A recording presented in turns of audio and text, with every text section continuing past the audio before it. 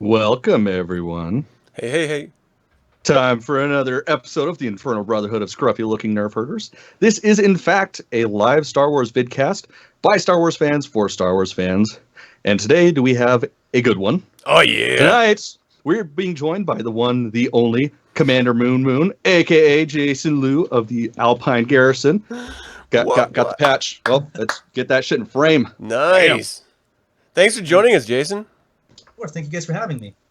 Oh, man, I'm stoked about this because there's some stuff in here that I don't know about and that you two know about. So it's going to be a little bit of like opening that Jedi holocron and just washing the Force or the Sith holocron. I'm sorry. This is Vader's fist. I'm done. I'm over. I'm out. Okay, it's about to be a deep dive. I'm looking forward to it. Well, let's start from the very beginning because we're going to get into who you are, what you love about Star Wars here in just a minute. But let's give a little bit of background about the 501st and the Alpine Garrison respectively. So can you give us a little history on, well, first of all, just for those who may not know, what is the 501st Legion? So the 501st Legion is an international group of charity costumers. It's what we do. So we build screen-accurate Star Wars costumes from all over, Star Wars legends. As long as you are a bad guy, we'll totally take your costume. So we use that. We do stuff like charity work. So we raise money for fundraisers, hospital visits, Make-A-Wish. It's one of our big kind of partners internationally and locally as well. 501st Legion encompasses about 13,000 members. Oh, your audio just went out, man. Yep. Nope. Wait. Oh, hey, you're back. Am I back? Yeah. Yep. Okay. Yeah, so I don't know, where was I? Talking about charity, raising money for charity. Yeah, so we'll raise money for fundraisers for anyone that wants it. And we also do like hospital visits. Make-A-Wish is one of our big partners internationally and here locally as well. The 501st has about 13,000 members worldwide, and Utah Alpine Garrison. God, the suspense is killing me. Yeah, the sound just went out just at the very end there. I don't know what's going on. So, can I ask you, is the 501st, that's the Imperial side of things, the bad guy side of things, and then there's an alternative, right? There's like the rebel side of it, right? Yeah. So there's the Rebel Legion, which we do the good guys. I'm the executive officer for another 12 hours here. Because our elections are going up right now, so that goes down. Census. There's also a few other groups that we work with. One of the cool ones is called the Mandalorian Mercs. Oh yeah. So they do like custom Mandalorians, like Boba Fett style bounty hunters, and they are a big part of what we do. Mm-hmm. And we also have the droid builders as well. They're kind of big. Like anytime a droid comes out, like that event's huge.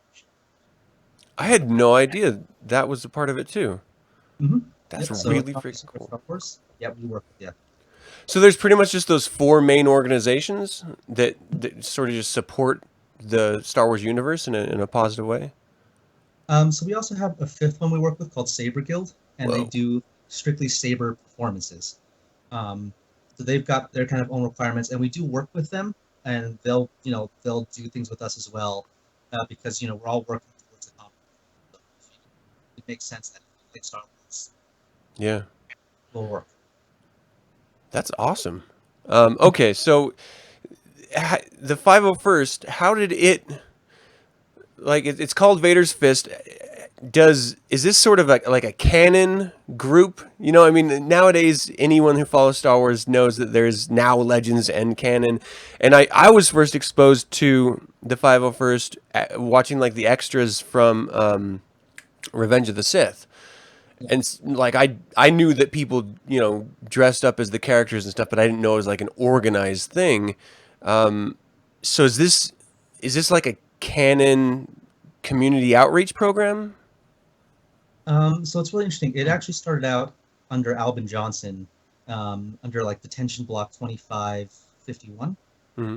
like that, and it was just an informal like Yahoo GeoCities website of, Yeah. hey, do you have a Star Wars costume? Hey, come join our group. And then they got together at Dragon Con in '98, and that's when it just exploded.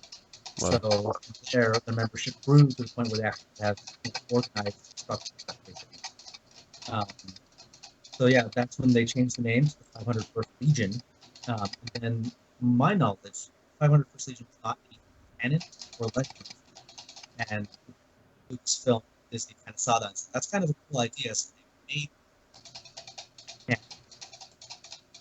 I'm sorry. I'm getting like a hamster wheel or something. Okay, I'm Yeah, I'm a cat here scratching at a door. Oh, is that what it is? I have my cat. I don't know what that cat's doing, but It's me. Oh, okay. It was just like in the background, like, what is happening right now? Yeah, my little girl decided to wake up and was thirsty. She's like, you guys are That talking. You was woke me up. Okay, so I mean, it's a net positive. This organization. How does one come into it? But then also there's different garrisons. How do you know what garrison you're supposed to go into? Like, how does that work? So how you come into it is the very first thing is you have to be 18 years old, Mhm. and then once you fill that requirement, as long as you have a screen accurate Star Wars costume or you're working towards building one, you can join up with the local garrison. If you're unsure of where to go, just sure you're in. Can you say that where they Yeah, need to go again? It just went quiet again. So yeah, if you go to 501st.com, yep, you'll be able to find a map right there. You can click on that map and find your state, your region, wherever country you're in. There's a garrison somewhere nearby. Okay. Click on that and it'll guide you there.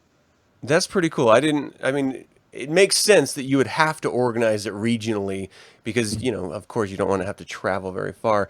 Was there ever a time when, because we're going to be moving into Alpine Garrison here right now, where there weren't enough members to really even consider it a garrison, or was it pretty much just like, there's so many people that love this, there's no problem? That one's a little bit harder to kind of track because at the beginning it was mostly just fans from across the United States that were at Dragon Con for a little while, and then that's kind of when it started taking off, and it did hit a point where there was too many guys to track us. Like Alpine Garrison years ago. I'm sorry, hold on. Can you move in? Yeah, we're losing you again. I don't know what is going on with Skype, to be honest. It could also be my mic. I have no idea. Okay. So yeah, there was a point when Alpine Garrison joined the 501st Legion. Back then, though, we were called the 725th Strategic Insertion, and Cameron's actually got Bam! right now, Version 1, motherfuckers. right? So there it is. Yeah. So we used to call ourselves the 725th Strategic Insertion Company, and then when we kind of found out about what was going on, we decided to join the 501st. So we changed the name to Garrison. Man, this is just Yeah. It just keeps. It's like normal, and then it just quiets down to silence. So you switched over to Alpine Garrison, and what was the reason? It was a mouthful to say the reason. It was just we kind of noticed what was going on, and we figured it's easier for us to connect with fans using this larger platform. So Yeah. I think that's when we joined in. That's cool. So was there any requirement that you had to overcome coming from one fan group to joining a larger fan group? Ooh, that one. This was so long ago. This was before Cameron and myself, and so I think it was just one of those situations where it made sense, and we all kind of just pulled the trigger on that one. Nice. So who were sort of the movers and shakers in the in the Alpine Garrison, because you're the PR officer. How much of a hierarchy of this organization is there? It's actually organized pretty well. So we have elections every year to determine who do we want to lead the garrisons. We have the garrison commanding officer, and their second. Stupid robot voice. You're getting a robot? I'm a transformer now. Oh, it keeps cutting out for me. Or is it cutting out for everybody? It's cutting out for everyone, but Okay. it starts fine and then it goes out. So how many people are in the administration side of it? Oh geez. Let's see. Between Alpine Garrison and all of our kind of subgroups and subgroups, I think we've probably got about 12 members. About 12. Yeah, so everything from like how members get approved to, how do we run this garrison for the next year, to PR, to, like our financial side, we actually have to have some guy that tracks.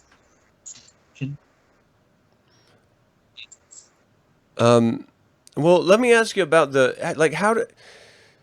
I imagine the biggest problem would be the awareness, right? Like of different companies knowing that they can actually call on you to support what they're doing. Is there, as the PR officer, is that part of your position, or is that someone else's, where like an outreach thing? So it's not part of my position, but I also happen to be the guy that does that anyways. Oh. So I'm also the tech coordinator. So whenever we have events that need to be sorted out, it's going to be coming to my inbox. So I take care of both ends. Okay. Well, I want to show you sent over a couple photos, and I kind of want to look at them because they're super awesome. Technical terms I'm using. Super awesome. But is this the latest garrison shot, or? The latest garrison shot we actually we just barely got, but this was last year at Salt Lake, formerly known as Comic-Con. Wow. Wait, what does that mean, formerly known? It's not Comic-Con anymore. Really? Yeah, they call it FanX now. Oh, yeah, San Diego finally won the lawsuit. I didn't even know there's a lawsuit. What? I don't know. I'm out. Damn. And then this is you? Yep, that is me in my costume. What's the official name of that costume? So that one is a Commander Wolf. He's a clone trooper from the animated series. That's awesome.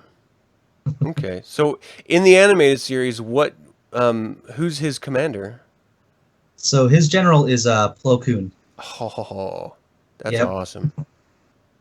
That's badass. It's Clone Wars. Yeah, no, it's a great series. So can I ask you really quick, is there ever a problem, because I see 3 Vaders right there and an Anakin, is there ever a problem with too many people wanting to be the character for a specific event, or is it pretty much just, you know what, we're just here to have fun? So we do have some rules for that, and it's just basically... I'm sorry, you just cut out. Can you start from, we do have rules for that, it's basically... Did it just cut out again? Oh, yeah, it did. So you said you had rules for that. What were those rules? Yeah.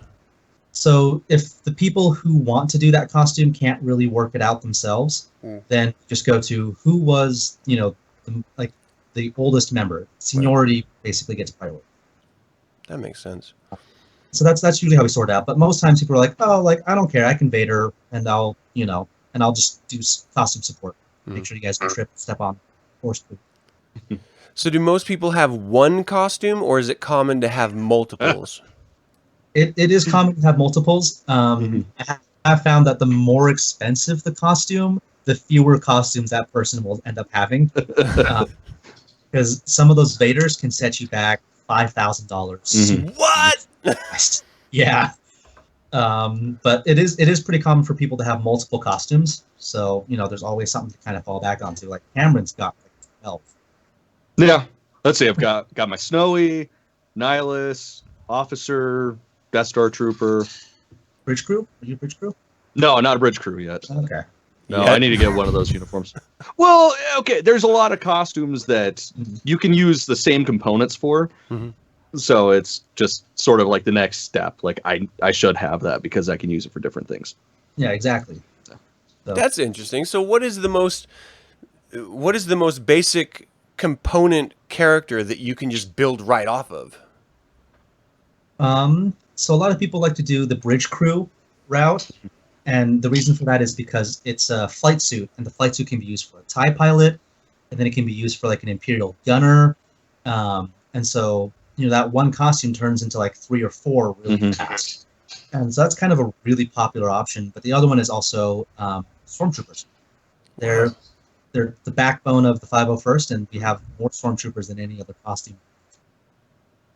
And yeah, I still need to build one. I don't want to get into like, I don't know if it matters. I mean, you just mentioned that Vader can cost up around 5K, but like, what is your average stormtrooper costume run? Ooh, that's also a little tough to answer because some people will like to do different things. And so some people might have different ways of rigging it. Some people might have more accurate accessories, which end up costing a little bit more. But the range I've typically seen can be anywhere from about 800 up to 1,300, 1,400. The kind of kit you want. And is there support for new people that just don't know anything about costuming to, like, what is that about? So we encourage people to sign up on our forums, and then we also have a Facebook group that we operate through. And so if you're a new builder, you don't know where to go, we'll send you off to the right place to start, collecting the knowledge you need to build your costume. Oh, that's cool. Yeah, another really popular thing is we do something called armor parties, where we'll get 12 people, 12, 15 people in the same garage, just build, crank out costumes. That sounds awesome. Oh, it is. Except for when you're hungover. So are most of the members above, you mentioned hungover, above 21? Or do you have a lot of 18 to 21 members? We do have quite a few, but most of them do end up being a little bit older. I think the last kind of census we took, the average age in our garrison. I'm sorry, can you say what the average age was again? Like 29, 30. Oh, okay. Late 20s, early 30s is where most of our people end up. Did you ever see, I don't know how long you've been a part of it, so you may not know, did you ever see like an ebb and flow depending on what films or what cartoons were going on at the time in members? Yeah, we totally do. So when the Clone Wars announcement happened, a month or two ago, we have a huge influx of people now wanting to build clones. Really? That's cool. It got me back on the bandwagon. Oh, dude, totally. Someday. Yeah. Especially Wolfpack. I always want to do a Wolfpack character.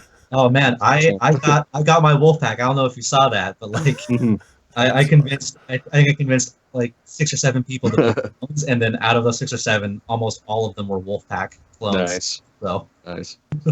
So is there ever a problem with people itching to participate in an event and just no event happening? Yeah. So we do go through dry spells, late fall and, the holiday season is really, really busy time for us. We always have some charity event going on. As you come into early spring, besides stuff for May the 4th, we kind of slow down, and then we pick up a little bit in summer. And then late summer, July to August, we usually don't have. Wow. That's when people start getting itchy. Next event, I just barely got my costume finished. I can totally understand that.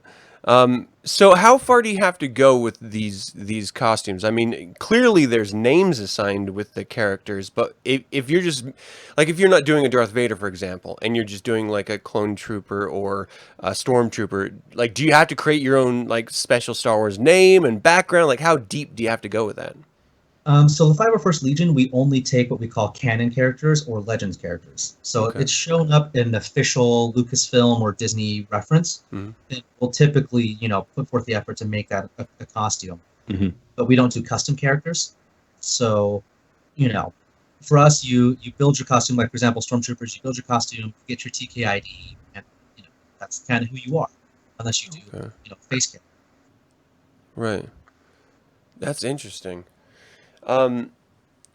Is there a draw for people to or is there a call from the members to let you create your own sort of custom character, or is it everyone's just okay with the way it is? Everyone's kind of okay with the way it is, simply because we have so many clubs that operate. And so if the 501st, if you want to create a custom Sith character, there is a club out there called the Dark Empire. And they'll do custom Sith, which is really, really cool. And we don't have a big presence of that here yet, but there are talks of form. the Dark Empire here. So once that becomes a thing, then custom Sith now have their outlet to go there. So we realize the compartmentalization. Go here for this costume, you get this clip for this costume. Okay. Yeah. Yeah, always done. That's interesting. So is there, because you had mentioned at the very top of the show that there's like 5 different types of sort of fan support groups in this sort of costuming world, I guess you could call it. And just within the 501st, there's multiple garrisons. Do you guys work well with other garrisons? Like if you're missing a character, are you allowed to like reach out and say, hey, is anyone able to make this event? Yeah, we can totally do that. We work really, really well with our local garrisons. So we have guys up in Idaho, Colorado, New Mexico, Nevada that we work with all the time. That's awesome. Yeah, Arizona's pretty fun. Yeah, so I did like one with them. Yeah, so like for Comic-Con, for example, that picture that you have up, I can spot 3 members right now that are from Idaho and one in Colorado. And they'll come out and just hang out and have fun. That's awesome. Yeah. And I just want to, I know the answer to this. It seems obvious it shouldn't be an issue, but is there ever an issue with someone who doesn't fit the body type of the character that they want to embody? So the biggest thing that I try to push with the 501st is that we will not discriminate. We'll not discriminate based on your age, your gender, your body type. If you want to build that costume, we'll encourage you to build that costume. I almost built a Jawa costume just because I got permission. They're like, oh yeah, you can be however tall you want. It doesn't matter. As long as it's accurate. I'm like, fuck, I should be a Jawa. Exactly. And to date, the only costume that I know has a height requirement is Rebel Legion if you build a Wookiee. And that makes sense. Yeah. And what was the height? Must be 8 feet. Oh, whoa. Yeah. So most people wear like drywall stilts and those on, and we have a Wookiee locally, and his is intense. It's amazing. Yeah, it is one of the coolest things you'll see. Really? Okay, so can I just? I know this is way off the topic that we're on, but the Wookiees in Solo that were actually like imprisoned and are all emaciated and stuff. Was that a little too Planet of the Apes for you guys? No. No, I think it worked. I about had a heart attack seeing them. I'm going through the audiobook right now, and the prison or the mine riots happening, and it's like, oh my god, the Wookiees. Yeah, I was a little shocked by the appearance, because of course we grew up with Chewbacca, so that is what Wookiee is, and then we were teased these really wonderful varieties in the prequels, which I just thought were fantastic, but then this was so different. And, the hair falling out of the face. And so it just looks so different. It did caught me off guard, Yeah, and I think that it worked really well for that scene particularly because, they weren't particularly nice to their laborers. So it makes sense. Yeah. For sure. Yeah. All right. Well, let's talk about you a little bit because we've been rapping about the 501st and the Alpine Garrison here. But you walked in and you were elected into your position, right? No, I was actually appointed into mine. Oh, okay. So what inspired you to want to get into the 501st and the Alpine Garrison in the first place? So I remember like my first time really encountering them was Comic-Con like 2014. It was the first one, 13. I remember seeing them at the booth there. I was like, oh, this is like super cool. I didn't know this was a thing.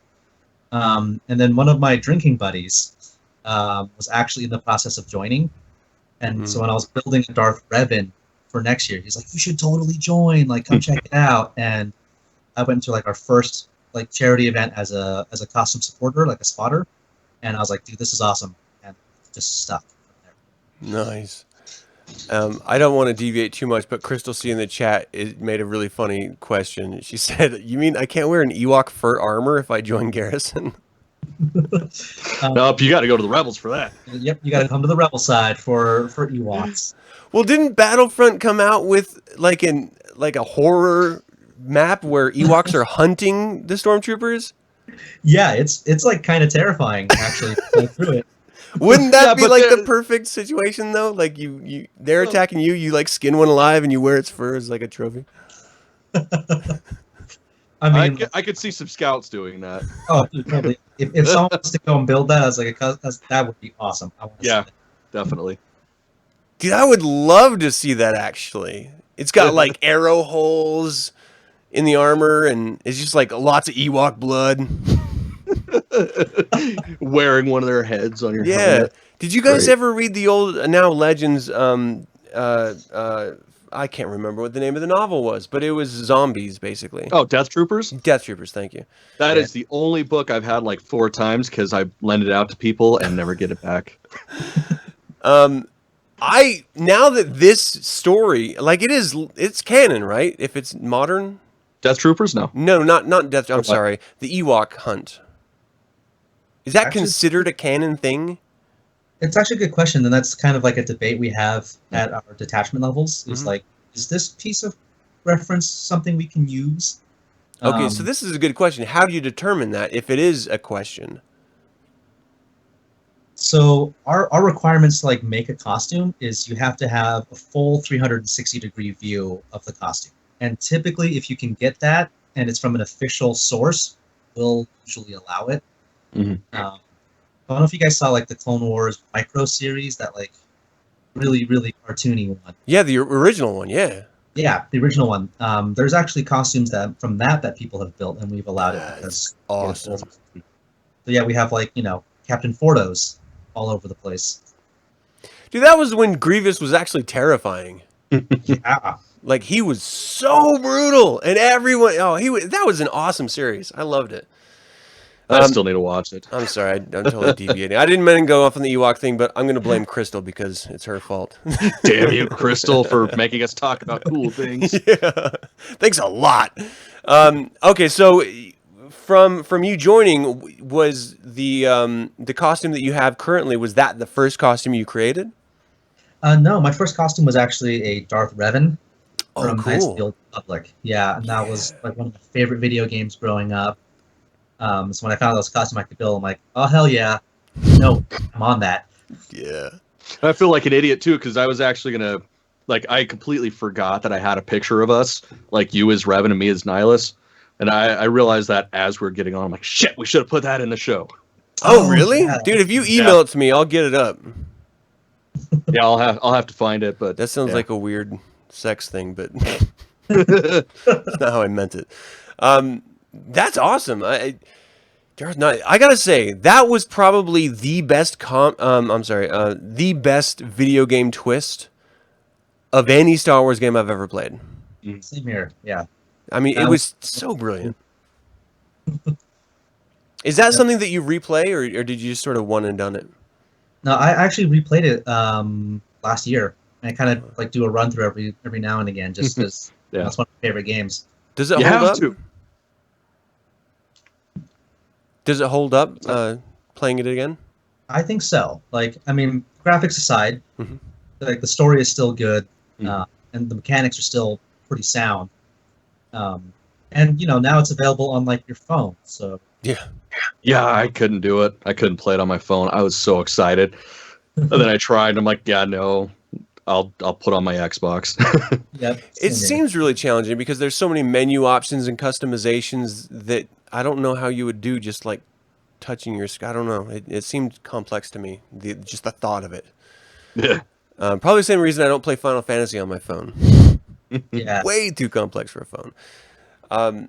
Okay, so what drew you to the 501st rather than the Rebel Legion, or do you sort of double dip? So I double dip. So I'm command for both groups here in Utah. So yeah, I For a I couple do more hours. Yeah, exactly. So our election's coming up, and I'm done stepping down. So I've had my fun. Do most people double dip, do you find? It wasn't very common a few years ago, but like lately, in the last couple of years, most people have Mhm. done dual membership. So it's kind of like to see members kind of moving across those borders and coming together for Star Wars. Yeah, I'm just waiting for a double X orange jumpsuit and an ice cream maker, and I'm totally gonna join. Oh, dude, hold up. Are you Oh, working on it, no! bro? Okay. So this is actually Yes! the piece from the ice cream maker that I took out. It's sitting out in my garage right now. I'm waiting on the same parts. Oh my man. god, that's so awesome. Oh my Yeah, God. that's been like the only rebel costume. I mean, aside from clones that I would do, because you can walk around with an ice cream maker, Yeah, it's and a just big it's just fake tons of fun. mustache. Yeah, and lately, like there's been costumes we've determined that can be part of both clubs, Mm. so we'll allow it. Like clone troopers, you're a good guy and a bad guy. So Oh, right. Mara Jade's a really popular one for the dual club as well. Really? Yep, and if you do stuff like Jawas and Tuscans, you're also both sides. Yep, Oh, I keep that's forgetting to have Janice sign up Yeah, come on, man. because well, I can't do it because then there's more patches and shit I got to buy, and that takes up a lot of money. Oh man, I was the merchandise option like on that was totally sold me. That's wild. It just sounds stupid. I never even thought about that, having the same character to be dual. That's awesome. But in that argument, how far Anakin do you have to go with your costume in order to go either or? Is Anakin even an option? It is. For Anakin, my understanding is that you have to do the Episode 3 version, or it could be both clubs, because So there is with the scars and stuff? yeah, right. Yeah, when he has the scars and like the long Yeah. emo hair, that's the version you can do. In fact, that group photo that we have, Anakin there is actually. What about like Dark Empire Luke? Can you go Vader's fist with Dark Empire? Like when Luke turns to the dark? I haven't seen it, but I'm willing to bet there's someone that's tried it. Dude, I'd be willing to Yeah, I shave don't know. my beard if I could do that. I don't. Well, you could do it. I don't know how that would work though, because there's some costumes that just straight up don't work, and had a great example, and I just lost it. But it was one that Han in the Stormtrooper costume. Right. Like that's a canon thing. You can't do that. No club will accept it. Yep. It's bizarre how that stuff works. Yeah, it's like disguise, like characters in disguise don't work. So Yeah, no, I almost your wonder core if is it followed still the same good, so thing. you can't go to Vader's fist because of that. yeah, Interesting. like I kind of actually now want someone to try it. Yeah.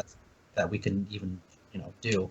And that's the beauty of like the 501st is there's costumes we haven't built yet, and like Clone Troopers we have 140 costumes to choose from, and we still haven't built them all yet. Oh my gosh. Yeah, I didn't even realize there were that many. yeah, the Clone Troopers have the most costumes available to choose from. So even though we don't have the most members.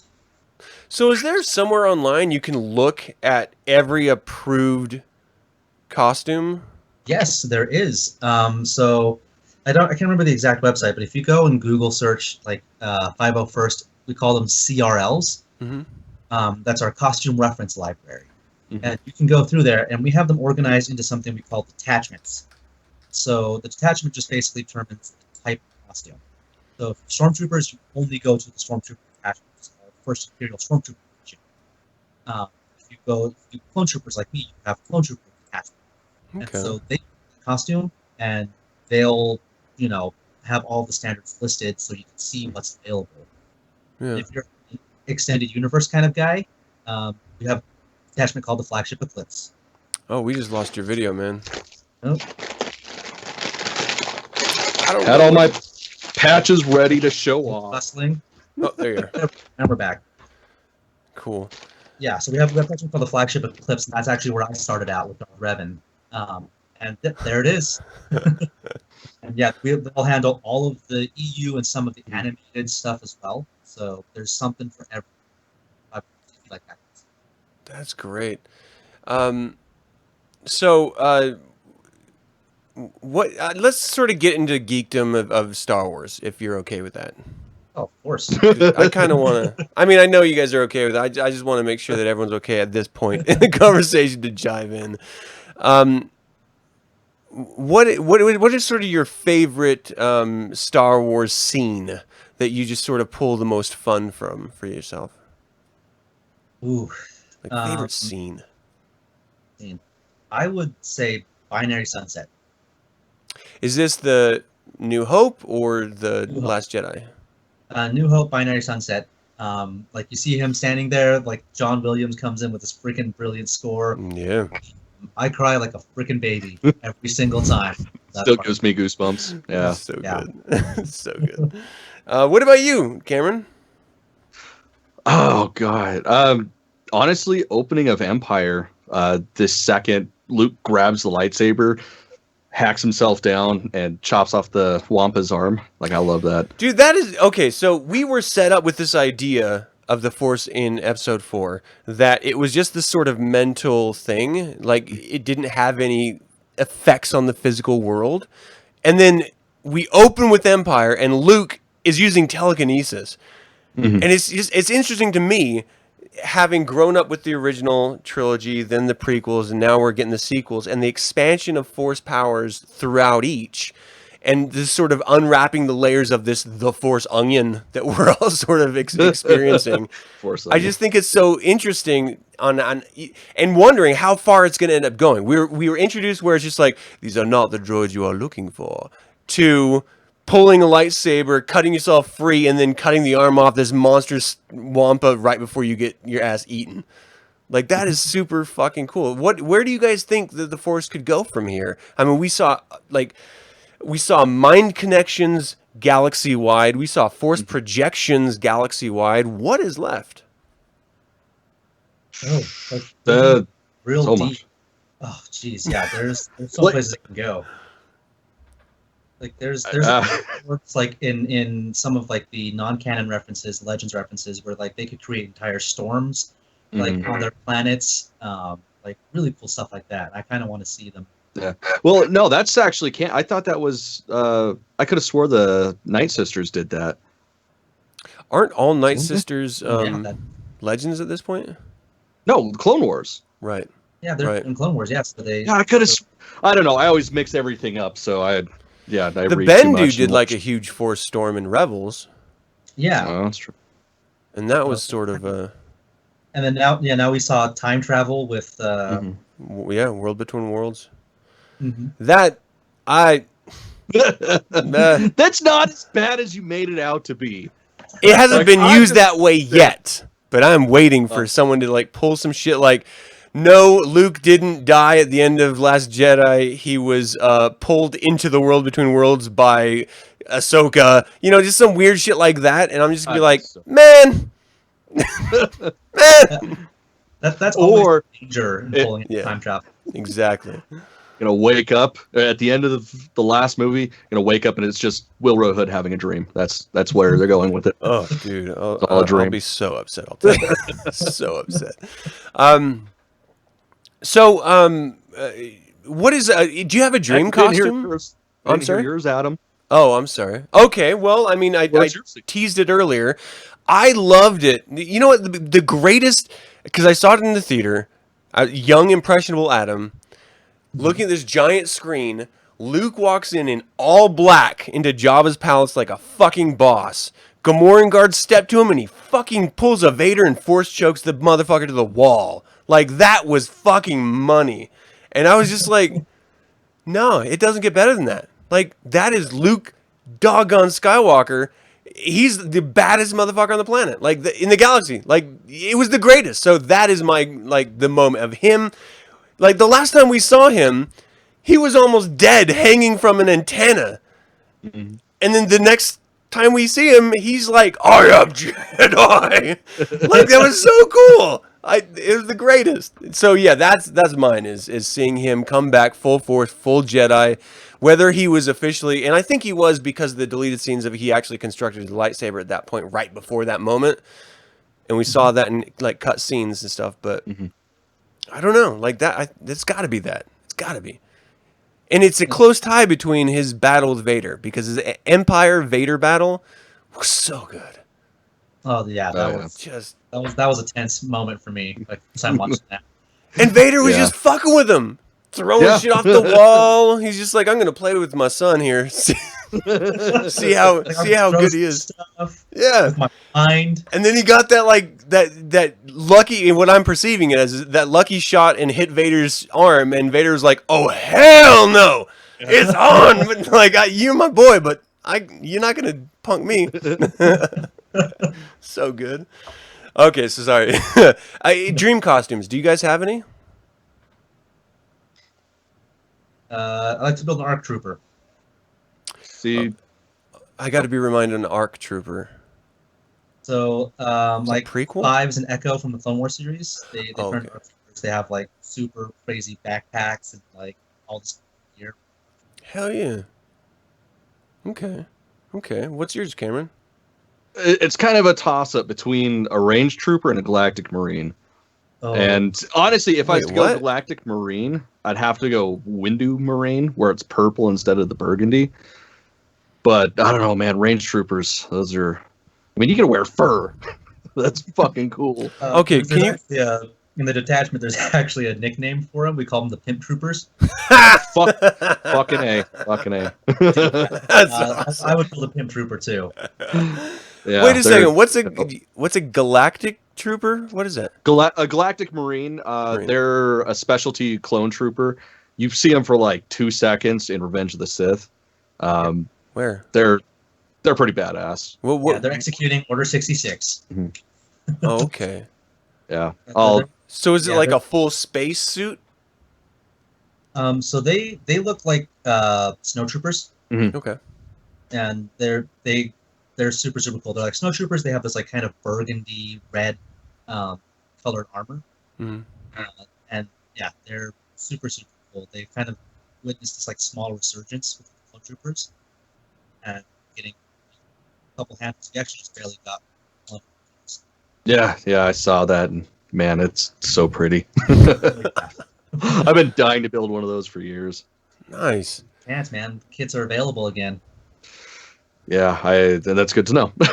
Wait, so is there? Okay, so this is a stupid question, ignorant question from me. You guys probably are just like, duh. Do the costumes come in like? Do people mold the pieces, or do you have to mold the stuff yourself as a member? That's not a stupid question. People do both. Yeah. Oh, really? Exactly. Yeah. So yeah, there's makers that'll make armor kits, and they just come with they come bare plastic, and you just trim it down, size it. There's some. Oh, you're cutting out again. Yeah, we lost you. Oh, there we are. Am I back? So yeah, so Yep. you said you had to sometimes you just cut them down and like size them to yourself, and then there's some that what? And there's some like super talented builders here locally that will do everything from resin casting to 3D printing to scratch building from freaking cardboard and fiberglass. Oh yeah, that's We've seen it all. what I'm doing with my my Merc that I'm working on. That's all Sintra fiberglass and a lot of blood. Yes. I think every member of every club has bled for their costume at least once. Oh, you have to, otherwise it's not your costume. Exactly. Yeah. Even if it's just a soft one. If you're not like sticking yourself while you're sewing shit, it's not yours yet. I'm not Yeah, sure I want to make a let's- costume anymore. I have to bleed for it. I'm not sure. That's also a requirement. We require blood. to join. I mean, it is Vader's fist. If an organization has to require it, it's got to be this one. Exactly.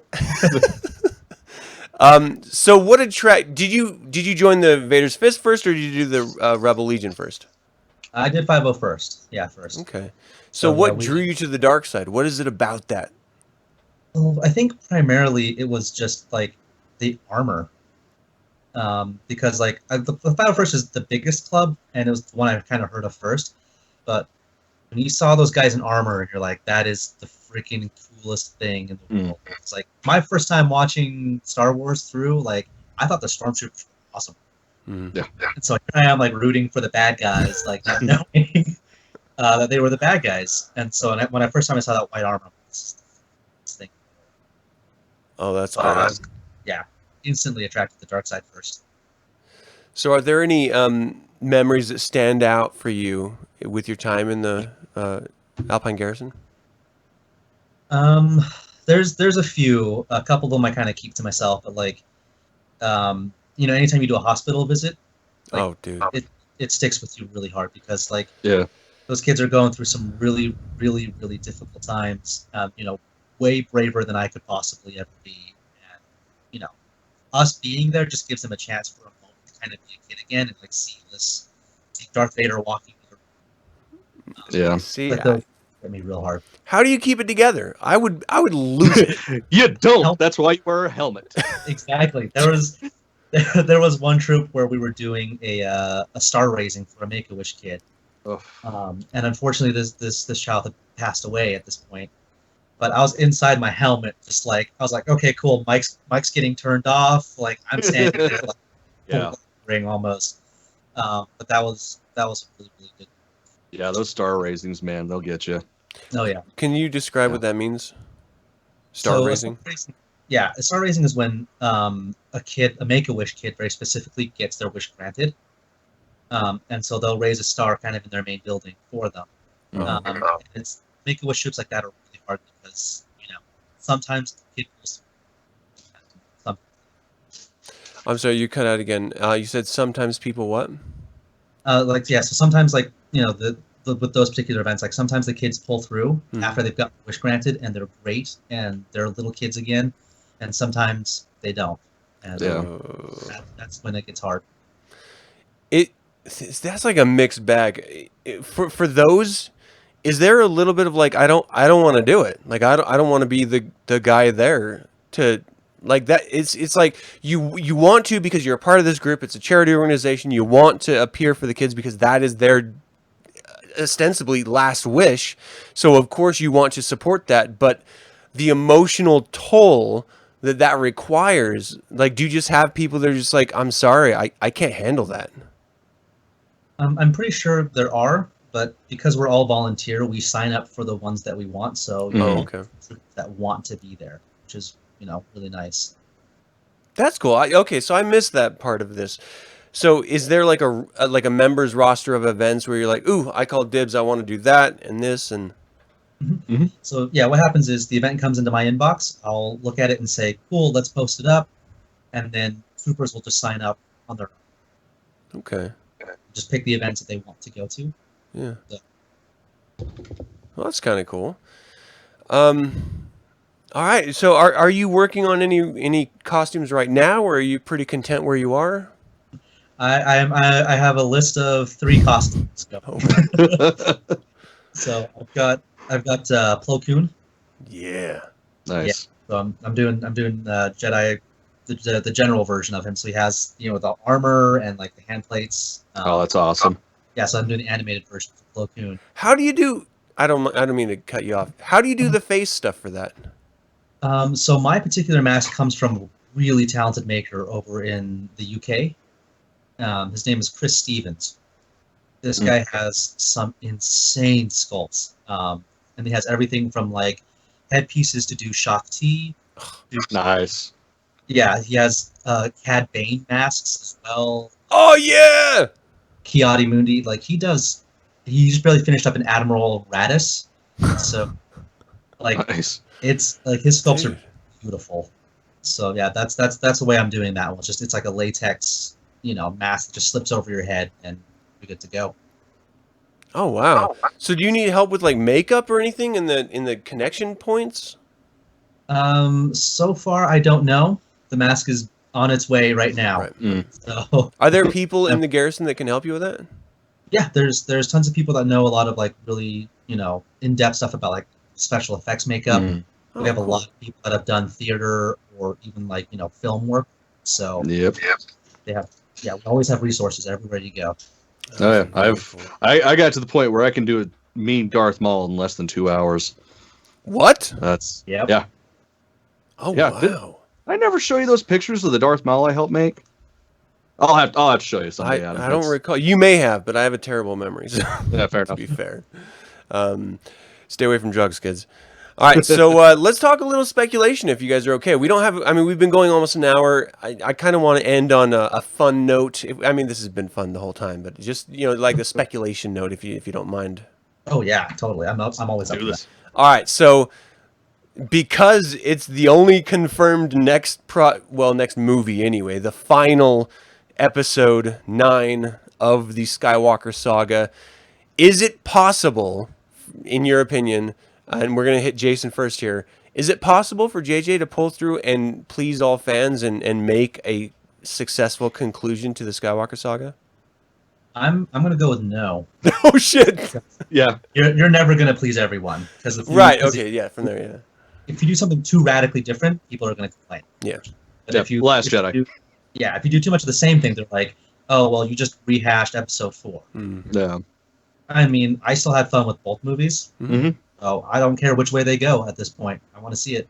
Mm-hmm. What would be your best way of concluding it? Is there a vindication for Kylo? Does he return to Ben? Does he sacrifice? Like, what is it that you would feel comfortable with? I kind of want to actually have something a little bit ambiguous. Like, I Oh, wanna really? See, yeah, because like we kind of see that good side of Kylo popping out and Ben Mhm. Solo kind of peeping back through in Yeah. episode 8. I want to see it kind of end on that note where like he wants to do the right thing, but it doesn't.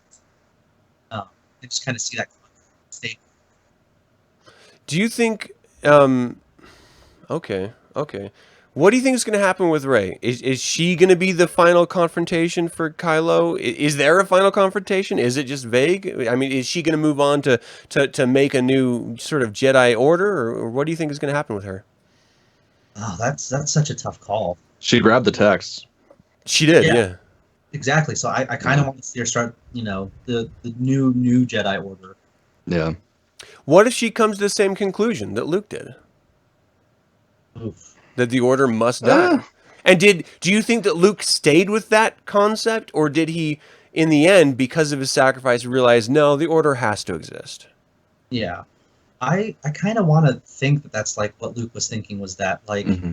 by me intervening, this is me saying that like maybe I was wrong, and that the Jedi Order needs to be around. So Oh, man, it's such a tall order for a It final is. movie. they've kind of wrote themselves into an interesting corner here, and I don't know like the best way out. Oh yeah. Well, especially because they said that this is it for the Skywalker storyline. Yeah. If they had just not said that at all, we could easily get another 2 or 3 trilogies out of it for them to decide what the fuck they're doing. Yeah. And So yeah.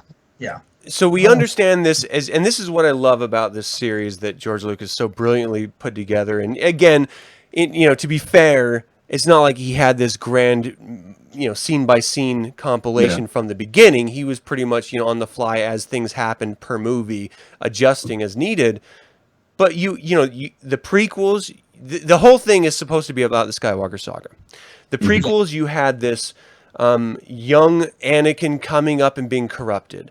The actual original trilogy, you have his son coming up and finding redemption for him. And the sequel trilogy, you have the nephew, like, regarding the monster that Anakin turned into as a hero and finding something for himself. So is that something for him the darkness? Or is, like, what is going to happen with his headspace? Because okay, well, hold on. I'm sorry. My mind is going a mile a minute here.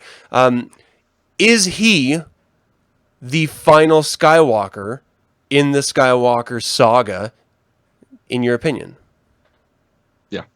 Yeah, I think so. So you don't see any possibility of a lie that Rey is actually a Solo in any way? I kind of hope Yeah. not. And it doesn't make sense. Like, I think it makes perfect sense, chronologically, to be honest. to be a Solo. Yeah, I think it makes perfect sense. Well, I mean, it makes Legends sense, but I think in Well, the yeah, story it Legends- makes perfect sense. yeah. Han and Chewie were just conveniently right off of Jakku.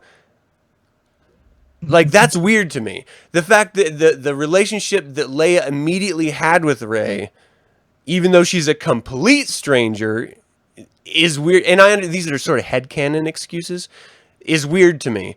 The fact that Maz Kanata, this inherently force-wielding creature, asks Han as if he knows exactly who this girl is. All right, who is she?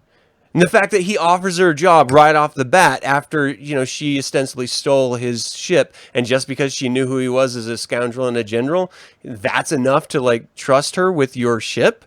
Like, there's just so many things that are, like, they were planning on going one way, they veered course because the second movie had a totally different tone and director, and he wanted to do his own thing.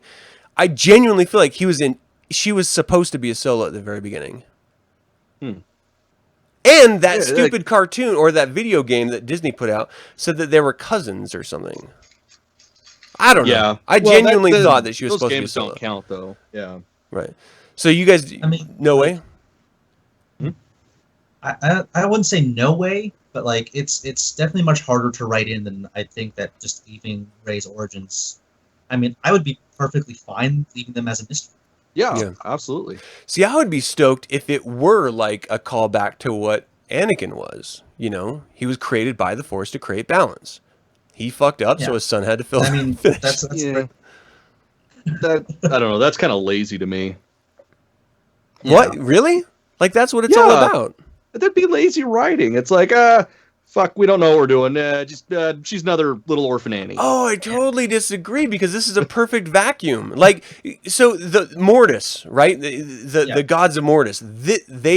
What George Lucas did with the Clone Wars in that storyline would so brilliantly fit in to conclude this entire thing. In my opinion. Yeah, no, never mind. I retract that statement. Like she could be the personification of the daughter. Yeah, that is true. Since I Vader, see that where it's like she doesn't have to be coming from some lineage, but you know, just like Snoke says, as Kylo got stronger, his rival, you know, was a bit stronger to meet him, and so that could be an okay way to write that out and just say that the Force was, you know, trying to create its own balance, and so it flowed, you know, this direction to kind of make it up. Which I'd be okay with, like, and still leaving her origins either a mystery. Do you mind if I ask you, what did you think of the rumors about George Lucas's version of the sequels in his exploring the Force much more deeply on like a biological level? That one's kind of a mixed bag for me, because the person that got in the way of George Lucas the most was George Lucas. Yeah. So I feel like anything that he says, it's I don't know. It's. Would you have felt better? And just sort of taking a step back and thinking about this as a story, I've always ascribed to the idea of if an author creates like a trilogy, a novel trilogy, for example, I get bothered if other people pick up that story and move on with it. I like to like attach to the original author because they had the original vision. And so for me, that extends to films. And so if George Lucas wrote the original, the prequel, it makes sense that he should write the sequel. And we know now that, you know, he had scripts or loose scripts that he wanted them to go on. JJ started filming them, but decided that it would be best to try to bring in a wider audience with, of course, Lucasfilm, newly owned by Disney, agreeing with that directive, saying, you know what, we do kind of need to reach out and relaunch this, and scrapped his scripts. I almost just want to see his final version because it's his baby. Like I want to see where he was going with it, you know? Just give us a comic series. That's it. Yeah. Like like they did with the Star Wars. It'd be like an Elseworlds comic series or something. Yeah, I would definitely love to like see what he had planned. Mm. Do you think that it would ever happen? Do you think they'd ever release that? No. Oh. the mouse is very, very, very strict with what they let out these days. True that, man. Very true. Yeah. Are there so what are your favorite speculations about the franchise moving forward, whether it's about a specific film or a TV series or a cartoon series? Like what are you looking forward to most? I want to see them go Old Republic. But... Yeah. Do you think that's what Benioff and Weiss is doing? I really hope so, because there's just so much story to tell there. Like, you know, we know it from video games, from comics, from, you know, other media. But like, I really want to see it explore.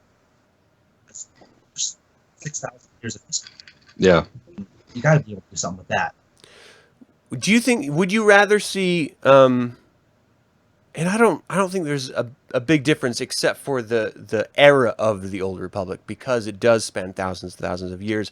I always attached more to Tales of the Jedi, like Friedenad Uprising, and you know, like sort of the original, like how Jedi like spanned across the world. The original Sith as a species, and then like Oh my God, that's Lost the era Tribe. of the Old Republic I really love.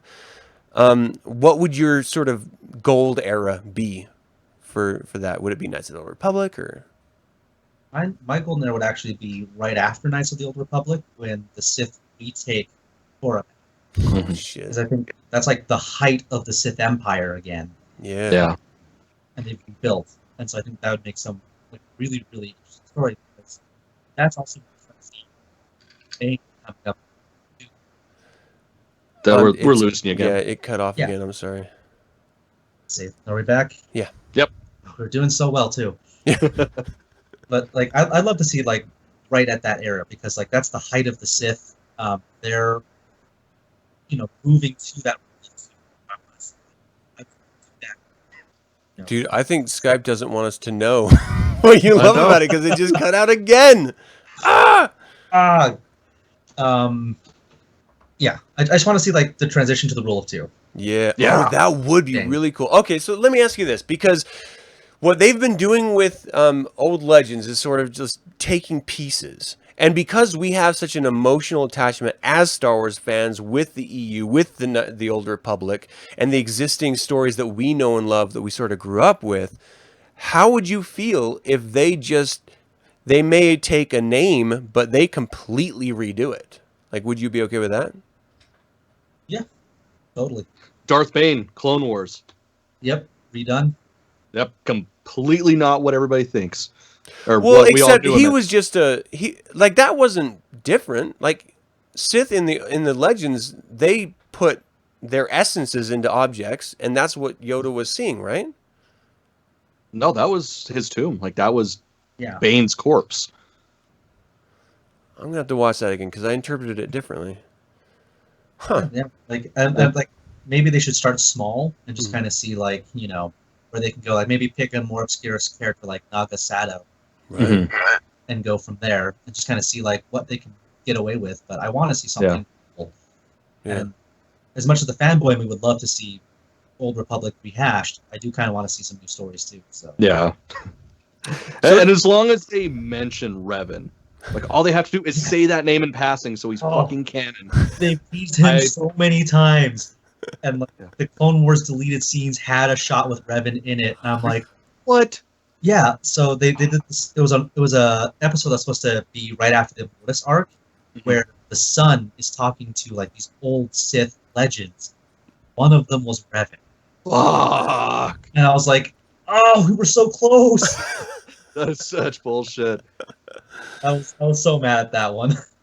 Would you like to see any Star Wars stories being like rated R? I mean, because typically Star Wars has always been catered toward, per George Lucas's vision, to like 8 to 13-year-olds. Like that's his sort of money, age range.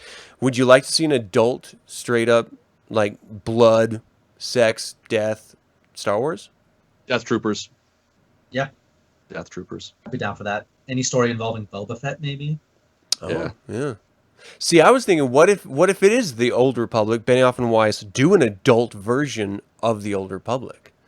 That would be cool. Where it's just graphic violence and everything, character It would make development. sense. Yeah, because you have so many Sith, and when you have so many people like that are kind of eager to prove themselves, they're going to do some crazy shit. Oh yeah, yeah. Like murder's a commonplace thing.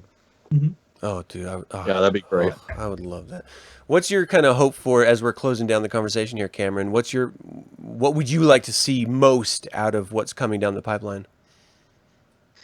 It's the same thing. I really want to see some Old Republic or some Mandalorian stuff. Like, more of the culture before the Mandalorian Wars and stuff. Like them.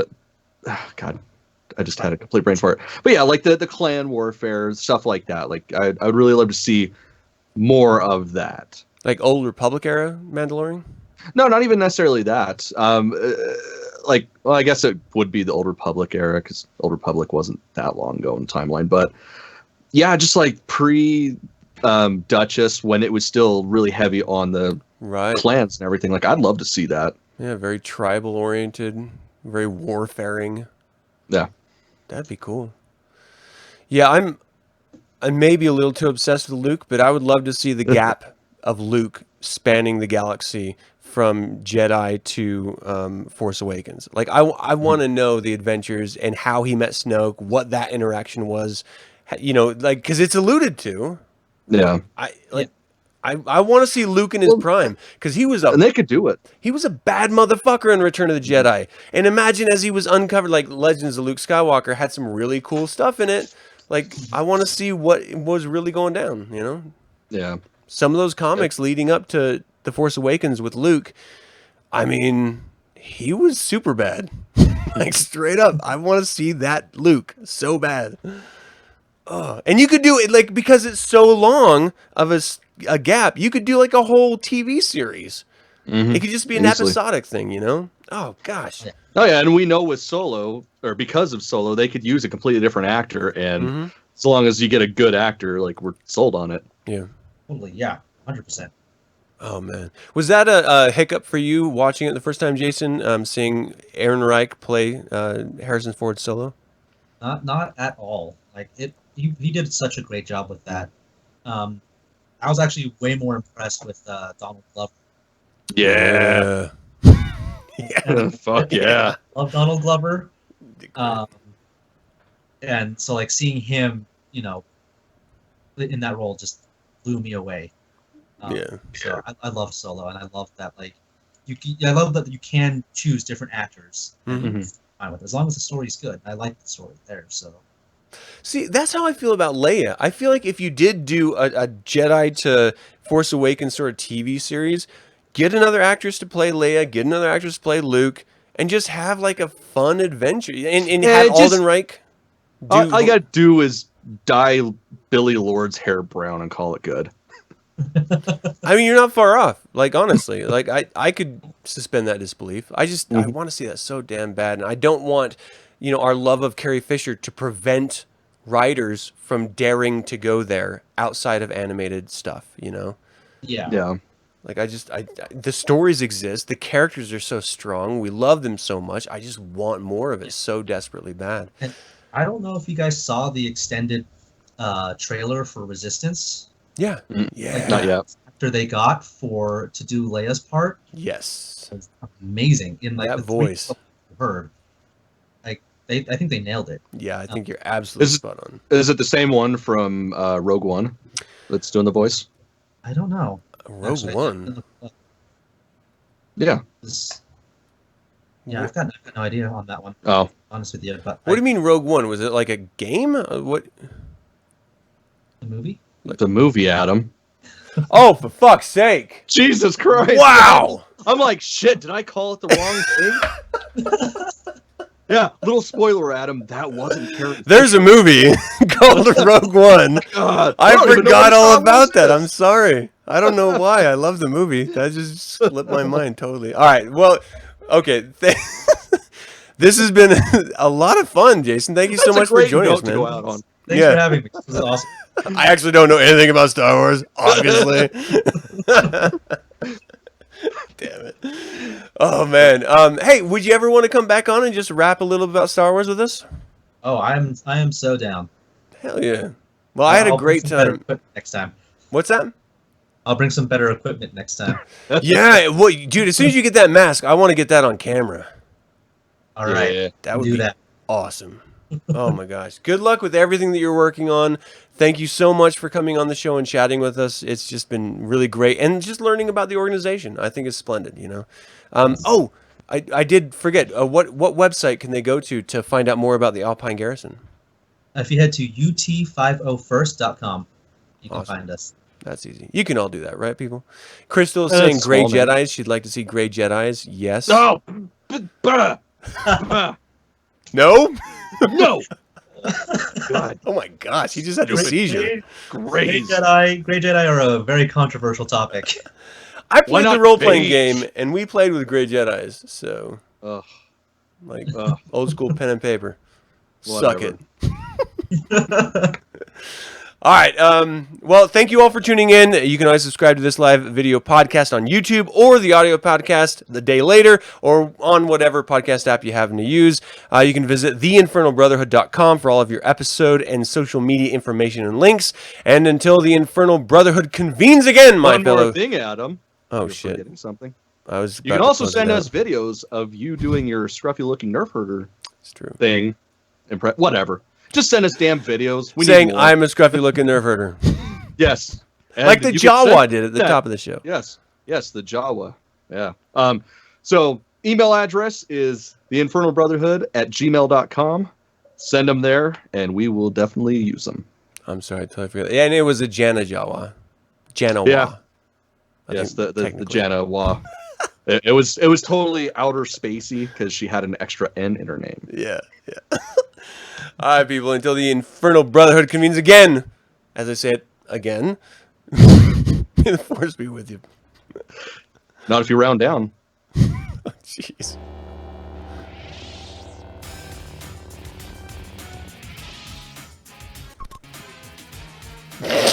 So dumb.